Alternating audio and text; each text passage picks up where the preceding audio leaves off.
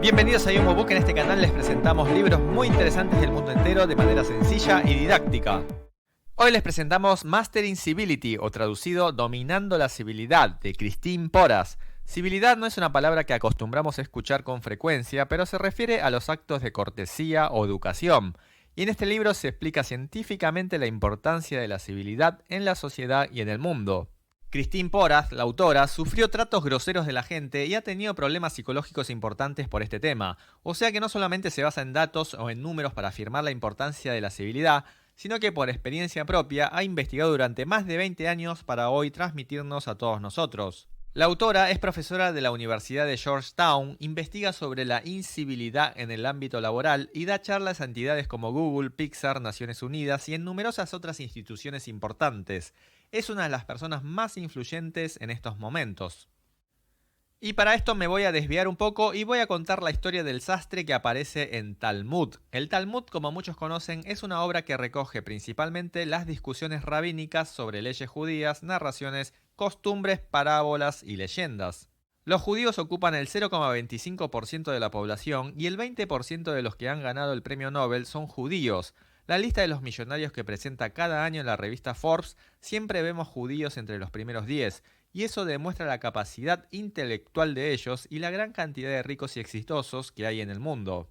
Y la base del éxito que tienen los judíos es el Talmud, y esta vez vamos a ver la historia del sastre honesto. ¿Cómo creen que termina la historia? ¿Tendrá un final feliz o un final trágico?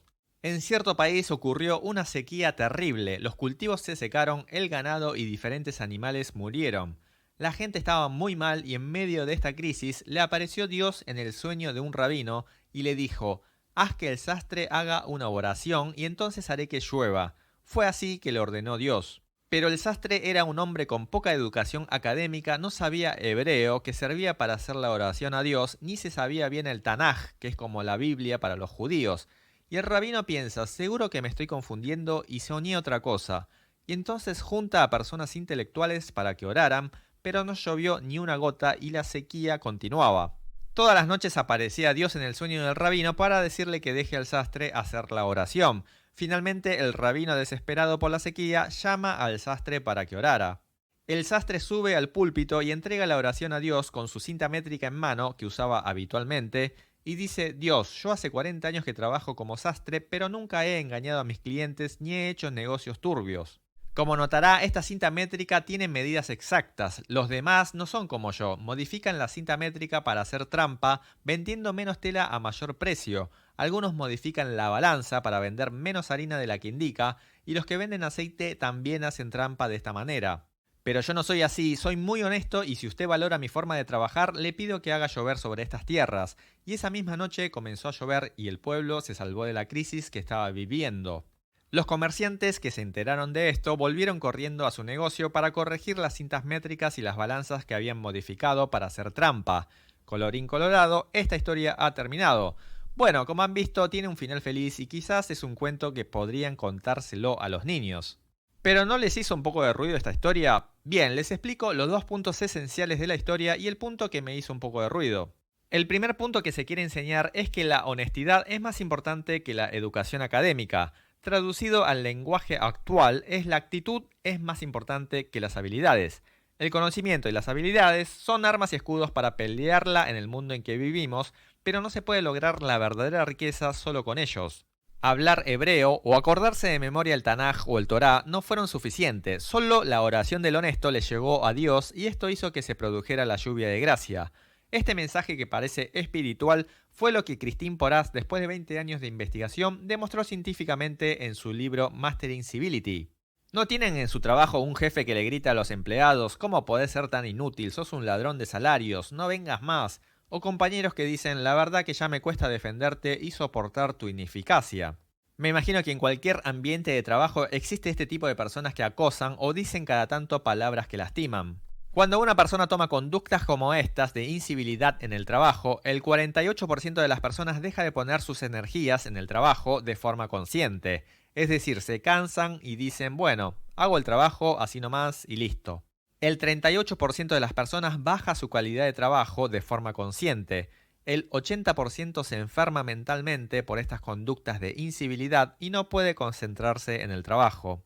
Estos son datos reales según las investigaciones de la autora. ¿Qué significa esto? Que cuando haya un jefe o un líder con conductas de incivilidad, o sea que agrede o acosa a los demás, los empleados no trabajan al 100%.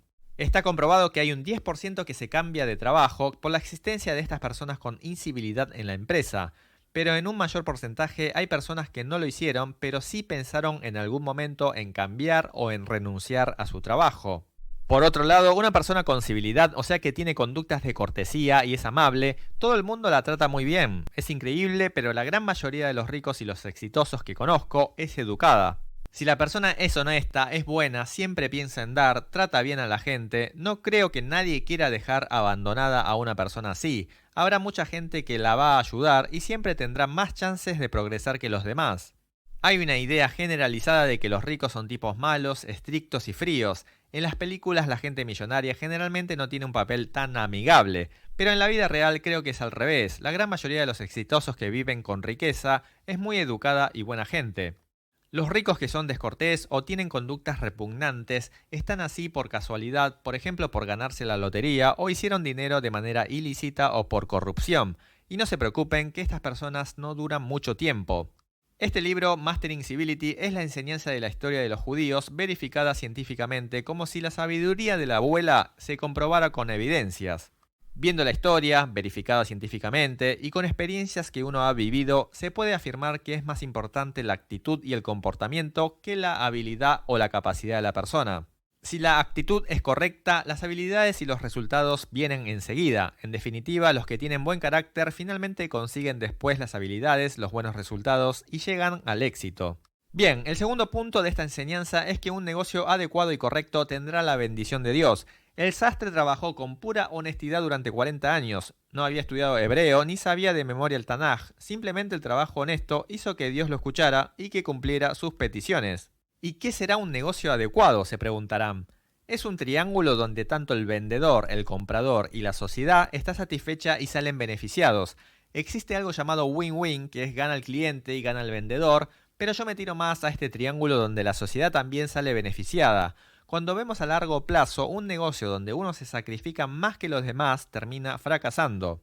Si por ejemplo el que se sacrifica es una pizzería y el cliente va y le pide «vendeme esta pizza de jamón a mitad de precio», quizás una vez les pueda vender, pero el dueño del local va a empezar a pensar en mudarse a otro barrio mejor, o en el peor de los casos esta tienda quiebre por pocas ganancias, y al final quedará sin alguien que les venda una pizza en el vecindario.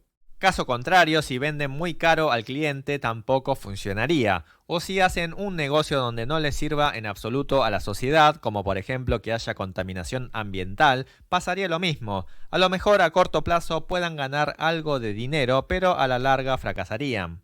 Los que tienen el concepto de que ganar dinero es igual a algo sucio es porque se imaginan a un dueño explotador que se queda con todas las ganancias o que engañen a los clientes vendiendo un producto a precio elevadísimo. Son casos donde se hacen negocios deshonestos e inadecuados. Los que creen que los negocios son sucios y que no saben diferenciar entre un negocio adecuado y un negocio inadecuado seguramente nunca serán queridos por el dios del dinero. Bien, estos fueron los dos puntos esenciales del libro, pero en este cuento considero que hay algo que no cierra o hace un poco de ruido, y es la forma de oración que hizo el sastre que dijo «yo soy el único honesto y los demás son unos chantas». Y si esta historia continuara, el sastre terminaría con un final trágico, porque se transformó de ser honesto con riqueza a un honesto idiota. Algunos de los que escucharon esta historia habrán pensado «sí, ya sé que los honestos van a ser ricos, lo había escuchado de cuando era niño». Pero eso pasa en los cuentos, la vida real es mucho más dura. Es verdad que existe una imagen donde los vivos y malvados sacan mejor provecho que los honestos. Los que honestamente reconocieron el error son regañados por su jefe y hasta le han descontado su sueldo, y quizás los que se quedaron callados se salvaron por no decir nada. Hay muchas situaciones como estas en donde vemos que los honestos salen perdiendo. Y es por esto que cuando escuchan historias como «yo soy honesto, por eso Dios me escuchó y ahora soy rico», les cuesta creer que pase en una sociedad tan injusta como en la que vivimos. Muchos deben de pensar que los honestos son tontos y siempre salen perjudicados. Pero es interesante pensar que hay dos tipos de honestos, el honesto que se enriquece y el honesto que siempre pierde. Los honestos que se enriquecen son los que están conformes sintiendo que ellos viven con honestidad. No les importa qué piensen los demás, interpretan este tema como una cuestión interna de su persona y defienden la honestidad como estilo de vida. El rabino, como los demás ciudadanos, no le prestaba atención a la honestidad del sastre. Nadie lo valoraba, por eso no lo dejaban que orara. Solo Dios se daba cuenta de eso. Este sastre trabajó con honestidad sin criticar a nadie durante 40 años y gracias a esto fue bendecido. Ustedes no han tenido esta experiencia de decir, pensé que nadie se fijaba en mí, pero ella sí me veía y se daba cuenta de todo. Y este es el caso claro donde los honestos terminan con riqueza. Por otro lado, los honestos que terminan perjudicados son los que piensan ¿por qué tengo que ser el único honesto? Los demás también deberían ser como yo, y pretenden que sean iguales que él. Este sastre del cuento vivió 40 años con honestidad y en el momento de la oración se le ocurre defenestrar a todos los tramposos como a otros sastres como al vendedor de harina, de aceite y decir yo soy el único honesto y los demás son unas porquerías. Para que lo valoren a él tuvo que desvalorizar a los demás.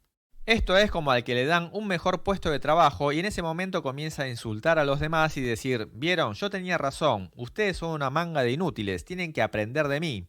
Y sí que vemos gente en el trabajo que apenas tiene un cargo importante o tiene un poco más de dinero, se siente más importante y de repente empieza a criticar a los demás.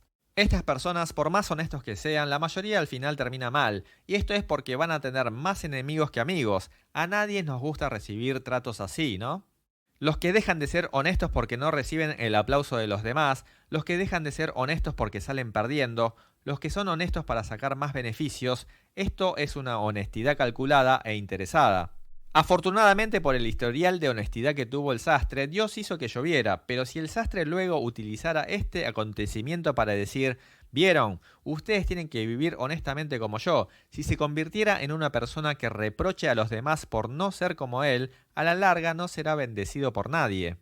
Así que si quieren tener riqueza es importante enfocarse a la honestidad propia. Vivir honestamente es problema de uno mismo y no un problema de la sociedad. Hasta hay personas que se enfadan y dicen, yo vivo tan honestamente, ¿por qué él no puede hacer lo mismo? Hay que tener cuidado con eso. Si uno vive con honestidad porque uno quiere ser así, sin importar la opinión de la gente o sin nada a cambio, a la larga alguien lo sacará a flote como en el cuento.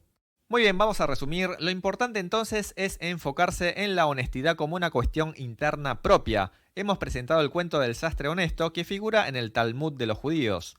El sastre no ha tenido educación académica, pero ha trabajado honestamente durante 40 años. Gracias a su oración, el pueblo se salvó de la sequía. Es un cuento para transmitir que ser honesto les traerá riqueza.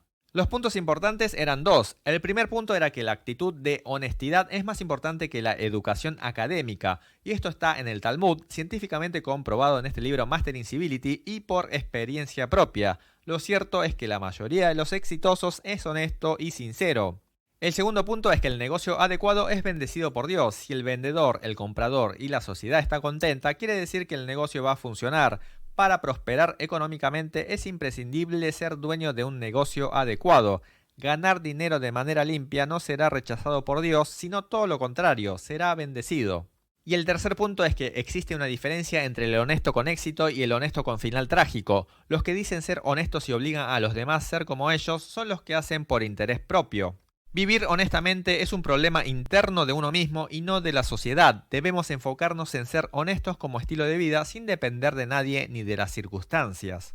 Muy bien, ¿qué les ha parecido? El ser honesto y ser cortés está comprobado científicamente que es el camino correcto para llegar a ser exitosos. Con ser exitoso no me refiero a tener más dinero, sino a tener dignidad, confianza y seres queridos que nos apoyan incondicionalmente.